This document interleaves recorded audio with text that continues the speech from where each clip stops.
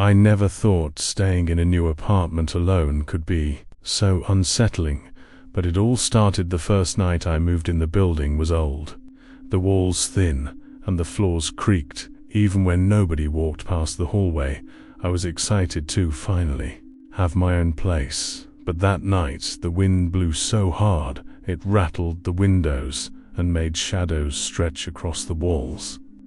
I tried to ignore it and unpack my things, but I kept feeling like something was watching me. I laughed at myself, telling me it was just nerves from moving and that old buildings always make weird sounds. But then I heard it of a faint shuffle from the hallway outside. My door, slow, deliberate steps that did not match anyone I expected. I froze and my heart raced. I told myself it was probably a neighbor or someone in the building, but the hallway was empty when I peeked out, and the steps continued again later that night. I heard the same soft movement coming closer to my bedroom door. I could not see anyone, and when I opened the door, there was nothing. I tried to shake it off and went back to bed, but the sense of being watched did not leave. I started noticing subtle things over the next few days, small noises behind me in empty rooms, doors slightly ajar, that I swore I had closed, objects not quite where I left them. I kept telling myself it was the wind, the building settling, or maybe I had left things out of place, but the feeling of eyes on me grew stronger. I began hearing faint whispers sometimes, like someone murmuring words I could not understand, sometimes just my name. I would check my apartment and see nothing, but the sense of someone moving in the shadows never went away. One night, I was sitting on the couch reading when I heard breathing behind me. I turned quickly and saw a shadow retreat across the wall toward the kitchen. It moved unnaturally fast for a person, and I wondered if I had imagined it. I locked all the doors, windows, and even the vents, but every time I felt calm there was a creak, a soft step, a shadow flitting past. I began recording my nights, trying to catch something with a camera. I placed one in the hallway. I woke the next morning to find the camera on the floor, facing the ceiling, and a light in the hallway I was sure I'd turned off.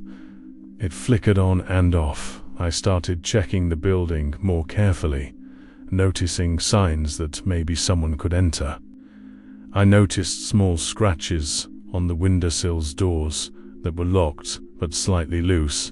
I began to fear that maybe someone had been watching me from the start. I also felt like something was waiting to see how I reacted. I would go to the kitchen and hear faint noises behind me. I would lie down in bed and hear a whisper or soft tapping. I started sleeping with all lights on, but the sense of presence never left. I thought maybe I should have called the police, but I had no evidence, only feelings and fleeting glimpses. Shadows moving against the flow of light, or reflections in the mirrors that were just a fraction of a second too long to be natural. I told my friends and family, but they dismissed it, saying I was imagining things, stressed from the move. But I knew what I had felt. I knew what I had heard. One night, I was reading in the living room and heard the soft shuffle come from the hallway again. I grabbed my phone flashlight and slowly walked toward the sound. It stopped the moment I reached the end of the hall. I shone my light into the corners, nothing but shadows. I stepped back and tripped over something cold under my foot. A metal key I had never seen before. It was old and rusty. I picked it up and felt a chill run through me. I had no idea where it came from. I kept it in my pocket, but the footsteps never stopped.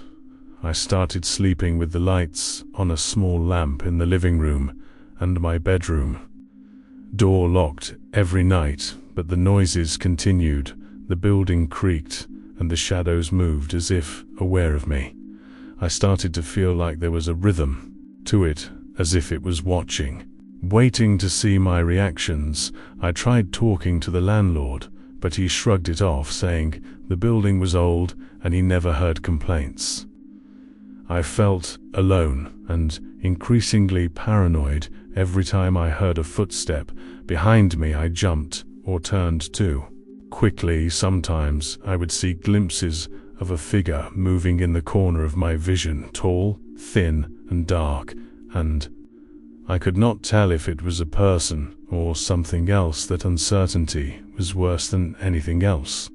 I could not decide if I should stay or leave. I began keeping a journal, recording everything I noticed: small sounds, cold drafts, shadows, even the faint whispers. I felt like a stalker of some kind might have access to every space I occupied, but sometimes the movement seemed impossible.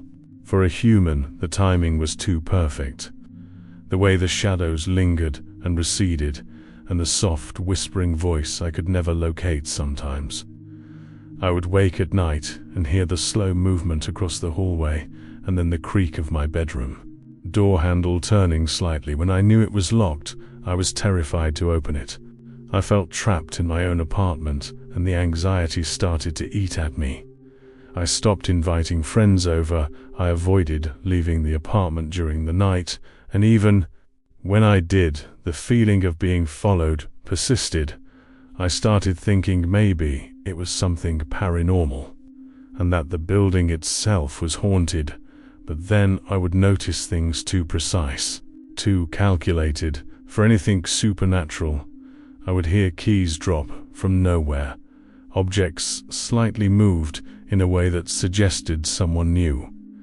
I would check the doors again and again, and sometimes I could swear the movement was too fast for any person. I started sleeping with a knife under my pillow, but it did not bring me peace. The presence did not vanish. I felt it even when I was awake during the day. I could hear breathing or soft movements just outside my door, or upstairs I could hear the faint tap of footsteps from apartments above me when I was sure nobody was home. I began wondering if it was a person mimicking some imagined haunting, or if the building itself had a presence of some kind, something unseen and patient. I would try to leave my apartment and feel the same sense of being watched following me down the hall. I started recording everything again, cameras set in corners. I caught shadows moving in impossible ways, a reflection in a window that did not match reality. But then I also caught the faint shape of a person standing still just outside my door at 3 in the morning. I could not tell if the figure had been there the entire night or appeared in a blink of an eye. Every new sound made my heart pound, and every shadow felt alive. The feeling of being hunted and being haunted mixed into something I could not name. One evening, I looked out the window and saw someone standing across the street, looking up at my apartment. I ran downstairs. The street was empty, nothing there, just wet asphalt and shadows. I returned to my apartment trembling, and that night the soft shuffling returned, the whispers my name, the slight movements of doors and objects I could not find an explanation for. I do not know if it is a person, a stalker, or something beyond explanation, but I cannot shake it, and every day I feel it closer and more patient, waiting for the moment. I am alone again. I sometimes think leaving will solve it, but even when I go out, I feel like it follows me. I cannot tell reality from imagination anymore, and the uncertainty is worse than any fear, knowing something is there, but never fully revealing itself. And that is how it has been for weeks, months, maybe years. I do not know, and this because I do not know who or what is watching me now, and I cannot tell if this will end soon or if it will follow me, forever waiting silently in the corners of my life, and I fear that one day I will see it clearly and never be able to forget. what it is, and I will never know if it was human or something else, and that is the truth I live with every single day. More real stories on my channel.